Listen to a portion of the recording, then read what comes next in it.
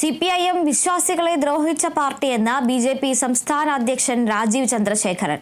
ഹമാസിനെ ക്രിസ്ത്യൻ ജൂത വിശ്വാസികളുടെ പരിപാടി നടത്താൻ ഏൽപ്പിച്ചാൽ എങ്ങനെയുണ്ടാകും, അതുപോലെയാണ് CPIM വിശ്വാസികളുടെ പരിപാടി നടത്തുമ്പോൾ ഉണ്ടാവുക എന്നും രാജീവ് ചന്ദ്രശേഖർ പറഞ്ഞു.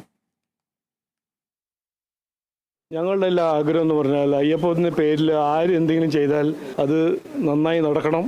പക്ഷെ നമ്മൾ കണ്ടത് ഇന്നലെ നമ്മൾക്ക് എല്ലാവർക്കും അറിയാം. അപ്പോൾ അവരുടെ പ്രൊപ്പഗൻഡ നിങ്ങൾക്ക് വിശ്വാസം ഉണ്ടെങ്കിൽ ഓക്കെ. പക്ഷേ ഞാൻ സംഗമത്തിനെതിരെ ഒന്നും പറയാൻ ആഗ്രഹിക്കുന്നില്ല. ഞാൻ ആദ്യത്തെ ദിവസം മുതൽ പറയുന്നത് ഇവർ ചെയ്യുന്ന അതിൻ്റെ എന്താണ് അവരുടെ മനസ്സിൽ എന്തിനാണ് അവർ ചെയ്യുന്നത് എന്നാണ് എൻ്റെ ഒരു ചോദ്യം. അന്ന് എന്തുകൊണ്ട് അവർ സ്റ്റാലിനെ വിളിച്ചു, അതുകൊണ്ട് ഞാൻ അന്ന് പറഞ്ഞ കാര്യം ഇന്നും പറയുന്നു. ഇതിപ്പോൾ നമ്മൾ ഹമാസിനെ ഏൽപ്പിക്കുകയോ ക്രിസ്ത്യാനിയോ ജൂതന്മാരുടെ ഒരു വിശ്വാസ പ്രോഗ്രാം നടത്താൻ ഏൽപ്പിക്കില്ല. അതുപോലെ തന്നെ വിശ്വാസികൾ CPM ഇങ്ങനെ ഈ പ്രോഗ്രാം അവതരിപ്പിക്കുമ്പോൾ ചെയ്യുമ്പോൾ വിശ്വസിക്കില്ല. അതുകൊണ്ട് ആരും അവിടെ പോയില്ല.